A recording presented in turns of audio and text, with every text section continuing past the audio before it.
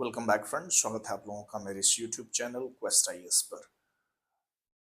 पिछली जो क्लासेस हमारी बीती उसमें हम लोगों ने इन्फ्लेशन को डिस्कस किया, काफ़ी डिटेल में डिस्कशन रहा उसका। और आज अब यहाँ से जो हम आगे स्टार्ट करने वाले हैं वो है budget and Indian tax structure. वो टॉपिक है budget and Indian tax structure, यानी कि बजट एवं भारतीय कर प्रणाली, इसकी चर्चा हम लोग करेंगे।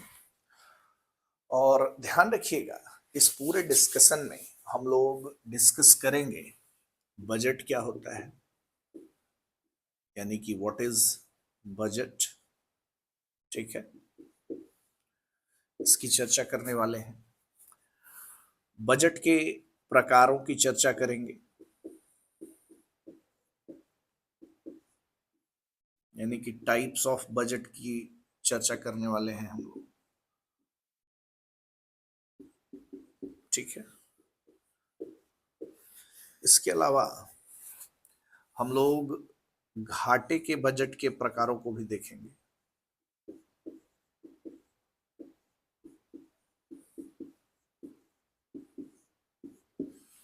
यानी कि टाइप्स ऑफ डेफिसिट बजट भी देखने वाले हैं हम लोग। ठीक है, इसकी भी चर्चा हम लोग करेंगे। इसके अलावा बजट हो गया, क्या होता है उसकी चर्चा, बजट के प्रकार की चर्चा, घाटे के बजट कितने प्रकार के होते हैं उसकी चर्चा।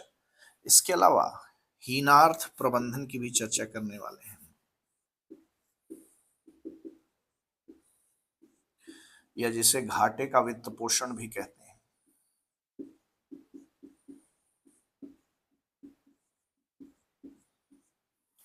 डेफिसिट फाइनेंसिंग इसे हम लोग कहते हैं। ठीक है, इसे डेफिसिट फाइनेंसिंग कहा जाता है। ये सब डिस्कस किया जाएगा। इसके अलावा टैक्स क्या होता है, कर किसे कहते हैं, इसकी चर्चा करेंगे। टाइप्स ऑफ टैक्सेस, करों के प्रकार की भी चर्चा हम लोग करेंगे। इसके अलावा goods and service tax, GST का भी डिस्कशन करने वाले हैं हम लोग।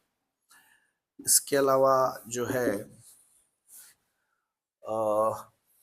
टाइप्स ऑफ टैक्सेस हो गए, जीएसटी हो गया, क्लासिफिकेशन ऑफ टैक्सेस भी करेंगे।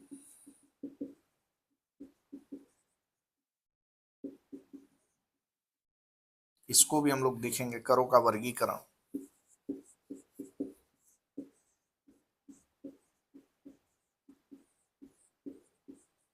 ठीक है, तो ये सारा डिस्कशन जो है budget and Indian tax structure में हम लोग देखेंगे। और भी बहुत कुछ शायद जिनको मैंने यहाँ पर नहीं लिखा है, वो भी स्टडी के दौरान, अध्ययन के दौरान जैसे जैसे आते जाएंगे उसको हम लोग इसी में डिस्कस करते हुए चलेंगे। ठीक है, तो स्टार्ट करते हैं आज का सेशन।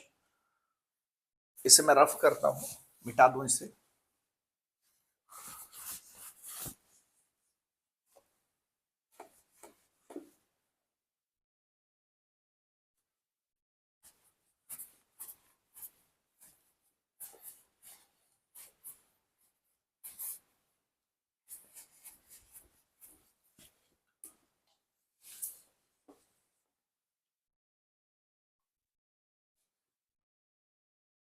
जब हम बजट की बात करते हैं तो बजट में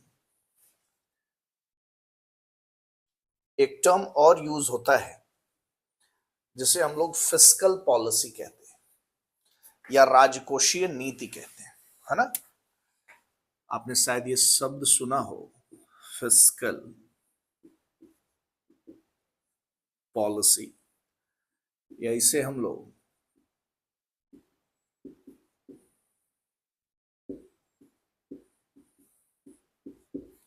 राजकोषीय नीति कहते हैं। अब जैसा कि इसका नाम है राजकोषीय नीति, यानी ऐसी नीति जो किससे संबंधित है, राजकोष से, फिस्कल से संबंधित है, ठीक है, राजकोष से संबंधित ये नीति है। अब राजकोष किससे मिलकर के बनता है, राजकोष का निर्माण दो चीजों से मिलकर के बनता है। अच्छा, राजकोष होता किसका है, यहां पे जब हम राजकोष का जिक्र कर रहे हैं तो राजकोष का मतलब राज्य का कोष, यानी कि सरकार का कोष, ठीक, राज्य यानी कि सरकार, राज्य, सरकार शब्द को एज सच राज्य के लिए रखना ठीक नहीं है। राजकोष मतलब एक ऐसा कोष जो किसका है, राज्य का है, स्टेट का है ना। अब कोई भी कोष होता है, अगर फंड होता है तो उससे दो चीजें मुख्यतः होती है, एक उसमें होती है प्राप्तियां, इन्हें हम लोग रिसीट्स कहते हैं, ठीक है, और दूसरा होता है व्यय, खर्चे, एक्सपेंडिचर्स, ठीक है। तो एक्सपेंडिचर्स होते हैं, रिसीट्स होते हैं, प्राप्तियां होती हैं, व्यय होता है। भाई कोई भी फंड है, अगर ये फंड राज्य का है ना, तो इसमें क्या होंगे, कुछ पैसे होंगे इस फंड में, कहीं से पैसे आते होंगे, और इस फंड से पैसे कहीं पर जाते होंगे, खर्च होते होंगे। तो ये जो राजकोषीय नीति होती है, ध्यान रखिएगा, ये राष्ट्रीय आर्थिक नीति का वह भाग होता है, राष्ट्रीय आर्थिक नीति का वह भाग होता है जिसमें सरकार प्राप्तियों और व्यय को, यानी कि रिसीट्स को और एक्सपेंडिचर को कुछ इस प्रकार व्यवस्थित या सुनियोजित करती है जिससे हम आर्थिक घटकों को प्रभावित कर सकते हैं, जिससे हम आर्थिक घटकों को प्रभावित कर सकते हैं। तो प्राप्तियों और व्यय यानी कि रिसिट और एक्सपेंडिचर को कुछ इस प्रकार सुनियोजित करना, व्यवस्थित करना, जिससे आर्थिक घटकों को प्रभावित किया जा सके। आर्थिक घटक जैसे बेरोजगारी, जैसे आर्थिक समृद्धि, जैसे असमानता,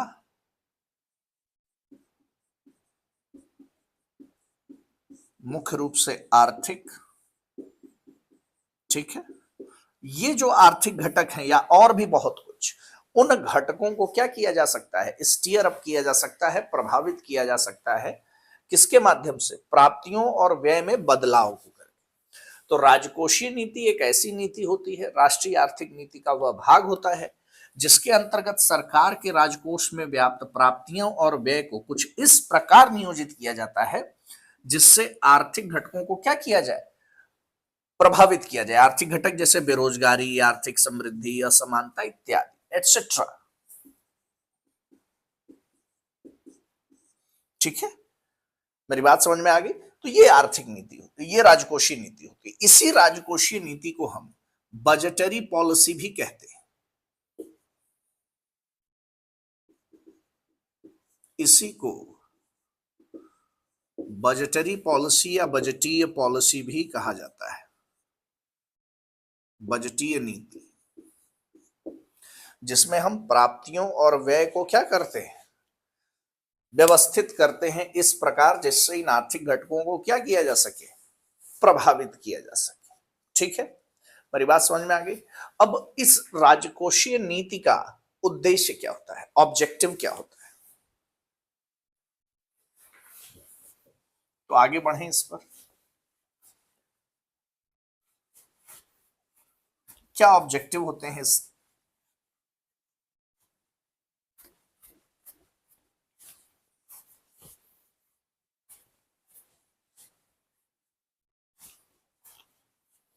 उद्देश्य क्या क्या होते हैं।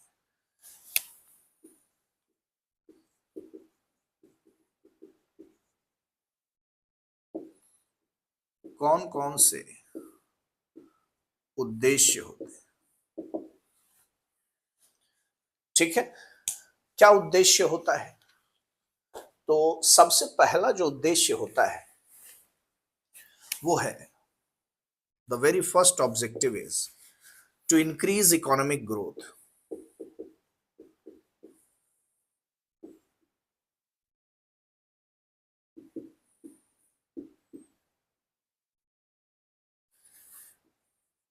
आर्थिक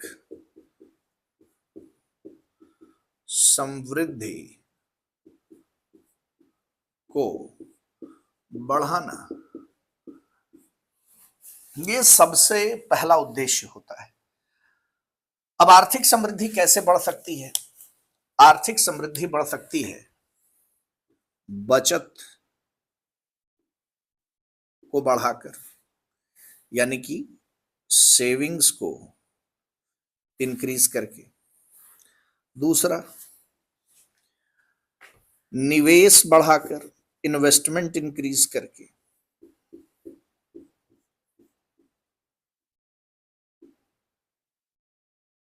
ठीक है, बचत को बढ़ाया जा सकता है, निवेश को बढ़ाया जा सकता है।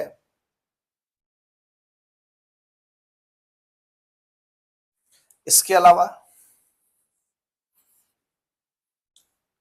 व्यय को प्रोडक्टिव एरियाज में लगा करके,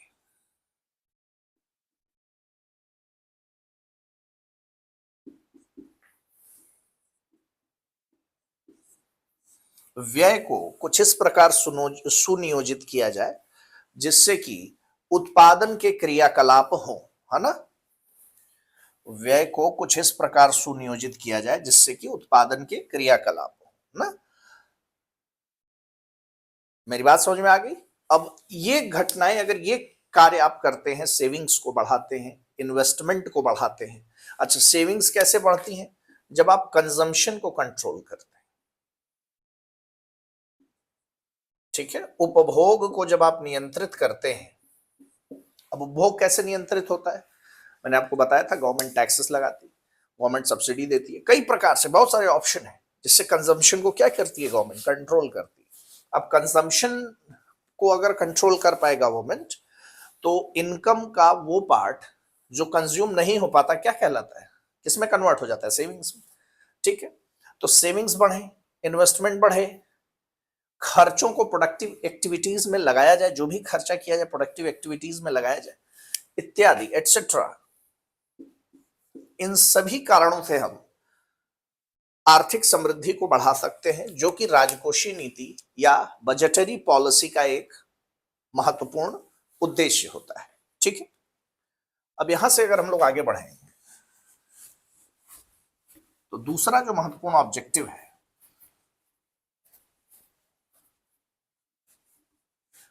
दूसरा जो महत्वपूर्ण ऑब्जेक्टिव है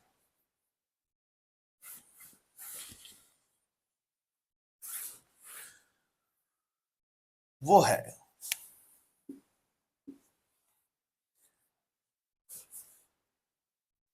पहला है आर्थिक समृद्धि को बढ़ाना, दूसरा है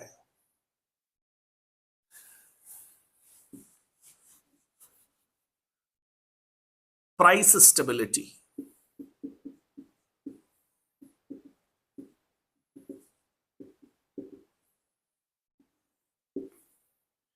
मूल्य स्थिरता।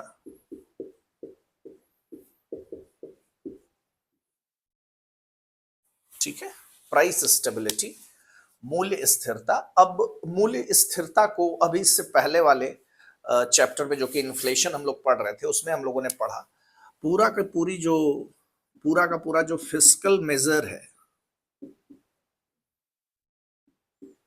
जो राजकोषीय उपाय हमने पढ़े, वो इन्हीं की बात करता है। वो प्राइस स्टेबिलिटी की ही तो बात करता है। महंगाई को नियंत्रित करने की विधियों के बारे में हमने पढ़ा था। फिस्कल मेजर्स, जिसमें हमने बात की थी कि नॉन डेवलपमेंटल गवर्नमेंट एक्सपेंडिचर है उसको कम किया जाए, प्राइवेट स्पेंडिंग को कम किया जाए, ठीक है, बाय इंक्रीजिंग टैक्सेस। इसके अलावा हम लोगों ने डेफिसिट फाइनेंसिंग कम करने की बात कही। या जहां तक संभव हो उसे अवॉइड करने की बात कही थी। तो ये प्राइस स्टेबिलिटी की बात हो गई, जिसको कि इससे पिछले वाले चैप्टर में हम लोगों ने 7th पार्ट में इन्फ्लेशन के पढ़ा था। और जो थर्ड है वो है टू रिड्यूस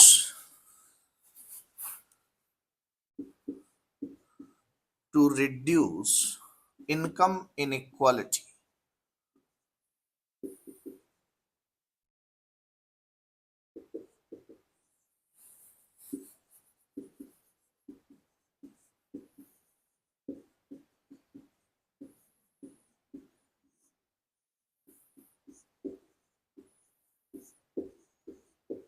आय की असमानता को कम करना। अब आय की असमानता कैसे कम हो सकती है? तो आय की असमानता को कम करने जाएंगे आप, तो इसमें सीधे सीधे आप जो अमीर व्यक्ति हैं,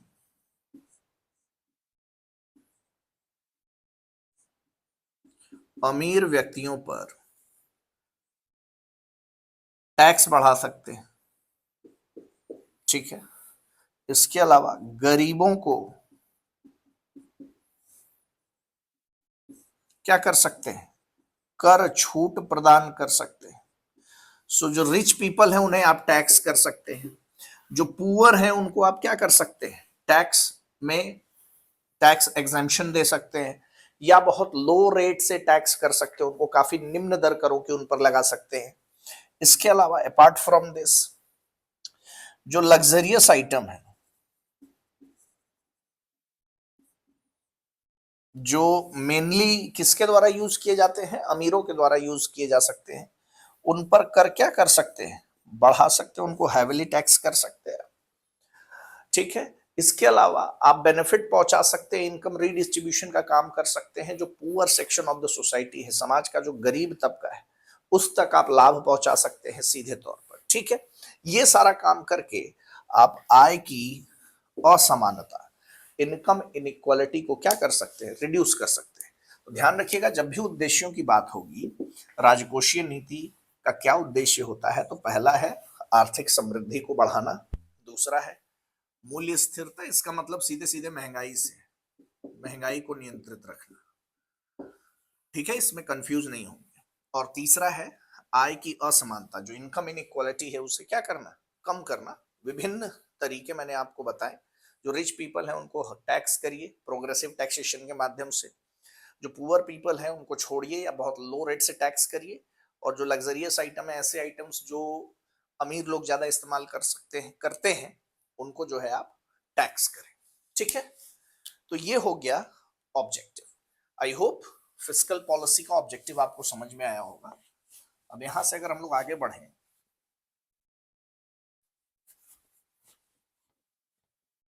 तो कंपोनेंट्स ऑफ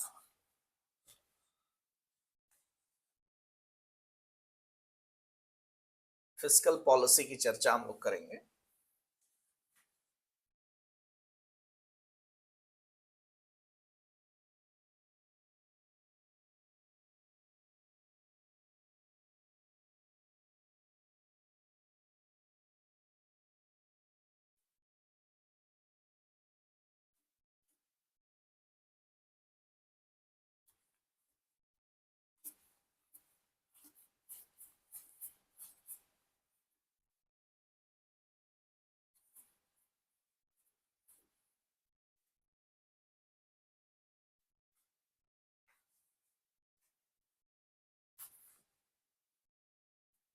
कंपोनेंट्स की बात करेंगे फिस्कल पॉलिसी के, तो नेक्स्ट हेडिंग डाल लीजिए कंपोनेंट्स।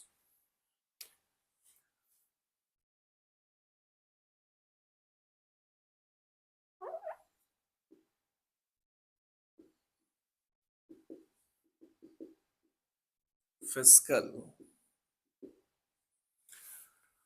पॉलिसी, या जिसे हम लोग राजकोषीय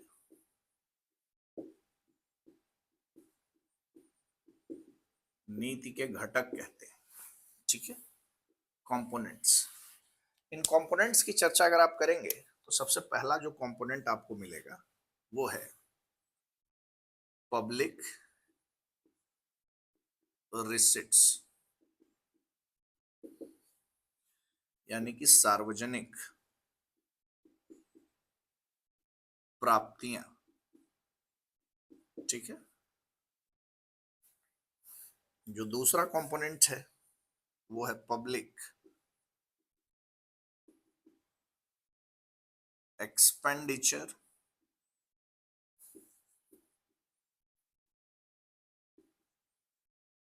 यानी कि सार्वजनिक व्यय।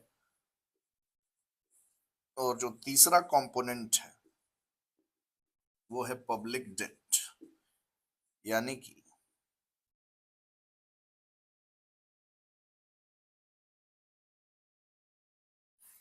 सार्वजनिक ऋण, पब्लिक रिसिट, पब्लिक एक्सपेंडिचर और public debt. These are called the components of fiscal policy.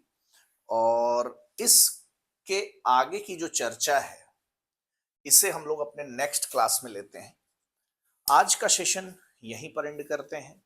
Next class में आएंगे तो हम कंपोनेंट्स ऑफ फिस्कल पॉलिसी से आगे बढ़ेंगे, ठीक है। आई होप कि आपको ये क्लास समझ में आई होगी।